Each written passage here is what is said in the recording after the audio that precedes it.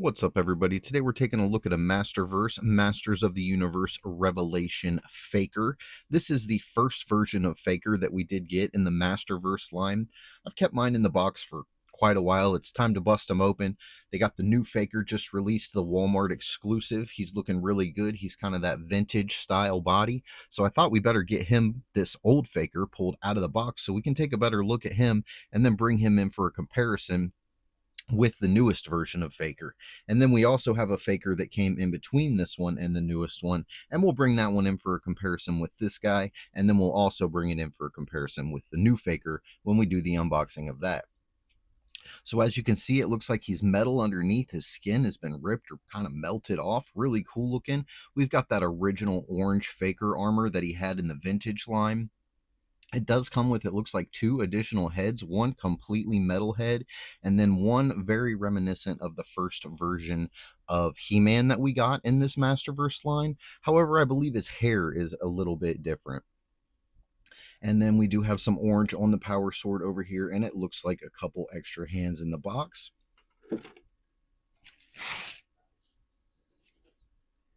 As we turn around to the back of the box, we got some really cool artwork with Faker over here, all steamy and melted off of his skin. It says, Faker, evil robot of Skeletor. Of all the deadly minions at Skeletor's disposal, Faker's mastery of deception and destruction makes him among the most dangerous. The cybernetic doppelganger of He-Man takes on the appearance of Eternia's most powerful protector, fooling many heroes, including the sorceress of Grayskull herself. By the time the heroes discover Faker's true nature, it may be too late. And then also down here in the wave, we get the first version of Evil Lyn, the first version of Skeletor, the first Moss Man, the first He-Man, Skelegod, and Battle Cat. Basically, the whole first lineup of the Masterverse characters you have right there. Every single one of those has been unboxed on the channel, so you can go back through the videos and you can take a look at each one of those if you'd like to. I've got some custom stuff. I got an extra one of these, got a couple extra of these. I've got some extra bits and bobs that I'm going to put together, kind of a custom Skeletor. Be my my personal take on how I would like Skeletor to be if I was just kind of mix and match some pieces.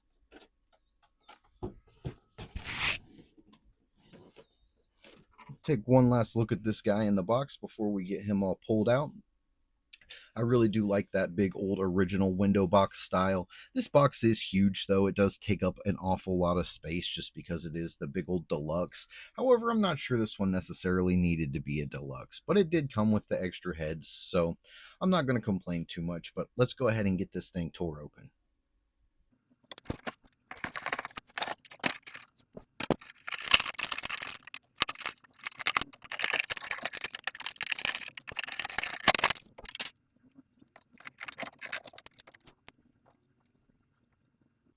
All right, so here he is pulled out of the box, and the first thing I'm going to do is we will pull in some of these extra head sculpts. I'll try to get that to focus in on that head because it's certainly not wanting to do so. But there's a really good look up close at that all metallic head sculpt. I don't think I'm going to put this one on. I might save this for another project, a future something or other, but I think I'm going to keep the half face on where his skin is kind of on and kind of ripped off there. And then for the third and final head that they gave us for this figure, it's kind of just the original He-Man face. It does have, like I said, a little different windswept hair, and as you can see, he does have those bright red eyes in there. So really good looking head here. I might just paint those red eyes black and use this head for a different figure because I do like the way that the hair is on this one better than it did come out on the original version of He-Man that we got. So as we come back to this guy, he did come with the normal cross harness that came with that first He-Man as well, but he also came with this orange one, and this orange one is more than likely the one that I'm going to put on him just for nostalgia purposes. This is the orange that came with Faker. He did have an orange harness and orange weapons in the original vintage line. So I'm going to get this put on him, and then we're going to go over his articulation and some more of his accessories. All right, so here we got him set up with the power sword. I got him switched over to that orange armor. We did take the cross harness off, so another extra cross harness that I'll be able to use for another figure or Kit Bash, but he's looking really cool. I do like the orange. They put a hint of orange instead of making the whole sword orange like it was in the vintage line. They just put a hints of orange around the hilt and around the handle. I would have liked these bracers in his belt to be orange too, or maybe black. I think it was black in the original. But for that Revelation cartoon, they were trying to make him look more like He-Man, not that blue version that we from the 80s are used to. But I'm going to go ahead and pull the sword out of his hand. We'll put that down and we will go over his articulation. So with this head, and all the heads are going to be the same. He can look to the left. He can look to the right. His head will spin all the way around like the Exorcist. He can look up about there and down right there. Not super a lot of articulation on the up and down. And I will bring him in close here just so you can get a better look at that face. I think that's a really cool face sculpt. Like I said, that's the one we're going to keep on here. I will go ahead and just pop the other two on just so you can get a reference of what they're going to look like. So there is the all metal head. If you wanted to have him set up like that, you're going to be looking at something like this, which again, really cool looking, totally different. I'm still torn between that head and the half head for He-Man, because I do think this looks really cool. It is a really unique look for He-Man, bald chrome dome. So I do like it. I'm not gonna bash it too much. I definitely do like this look for him. I just think that I'm going to use the one with the hair. But back to that articulation, then we'll put the final head on.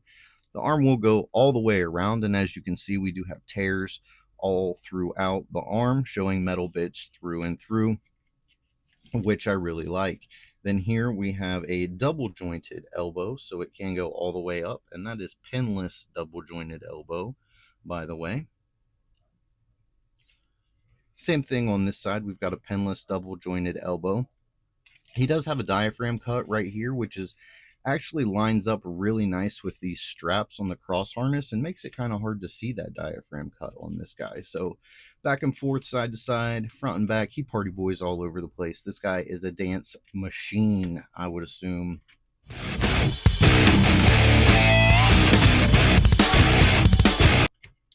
But metallic looking, it's shiny. I do like that.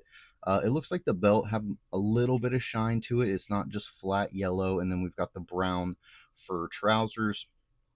He does have a waist cut that will allow him to spin all the way around. This is before the era of the drop down hips.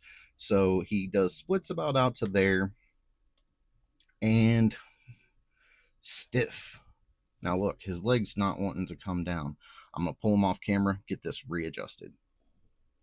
All right, here we are readjusted with the He-Man. So I just had to kind of cram that hip back up. I guess I pulled it. When I was showing you that it didn't pull down, I actually pulled it down a little more than I should have. So I had to shove it back up into place. It also has the thigh cut, which allows the thigh to swivel all the way around. We do have pinless double jointed knees right here. We do have full swivel at the top of the boot, as well as articulation in the ankle. This one works really well. Sometimes these are really stiff or really loose. His appear to be just right, and that's my opinion, guys. This is always just my opinion. And there's a look at the final face sculpt that we got on the body. Let's go ahead and get that cleared up a little bit. Also looks good. I just like how the hair's kind of blowing, swept around. That's why I feel like I might make these red eyes black and just kind of maybe use this for a different He-Man head. Let's go ahead and get him set back here. And now I'm going to pull in the second version of Faker that we got to kind of compare with this guy. So there's the second version of Faker that we got in the Masterverse line. This one was pretty much a fan favorite. The blue with the red hair. He did come with the pink concept art armor here, the Skeletor armor. I do prefer that over this orange armor. It's better quality made. It looks better. The details and designs show up better. I feel like it's better plastic. This is a better Faker, and hands down better Faker. If you're really into the Revelation cartoon, this one does line up with that show, and it portrays He-Man the way he was portrayed in the Revelation cartoon, which is also super cool. But for most of us from the 80s, the blue Faker is what we're used to. And so there we got everything pulled out of the box. We got our final thoughts is this guy's really cool. He works really well with He-Man and with this version of Faker. And I believe in the 80s version, Faker was not blue either in the cartoon series. He was the same color as He-Man. He just had some glowing eyes and I believe some robotic parts. But thank you guys for watching. Don't forget to tell someone you love them. I hope you have a blessed day. Smash that like button, subscribe to the channel so you don't miss any of the unboxing videos coming up. We've got all sorts of things, not just Motu. We do basically all action figures here on the channel. So again, thank you for watching, and I'll see you next time.